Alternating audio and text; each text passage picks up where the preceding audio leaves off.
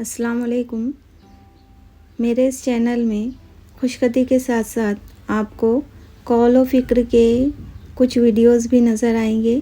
बहुत दिन हुए थे मैंने कॉल नहीं डाली थी, इसलिए आज सोचा कि पहले कॉल का एक वीडियो डाल दिया जाए।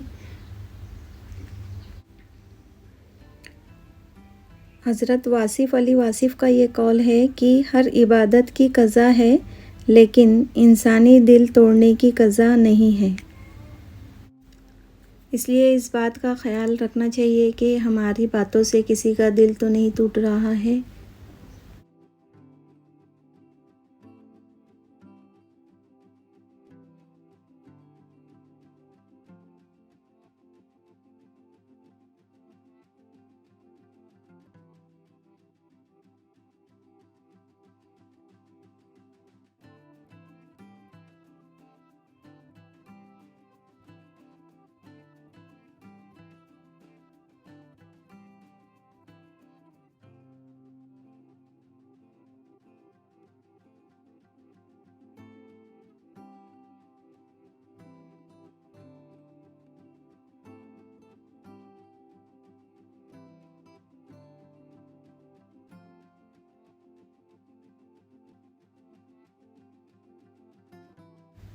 जो लोग नए आए हैं उनसे गुजारिश है कि वो इस चैनल को सब्सक्राइब करें, साथ ही बेल आइकन को क्लिक कर ले ताकि फ्यूचर में आने वाले वीडियोस की रेगुलर नोटिफिकेशन आपको मिल सके।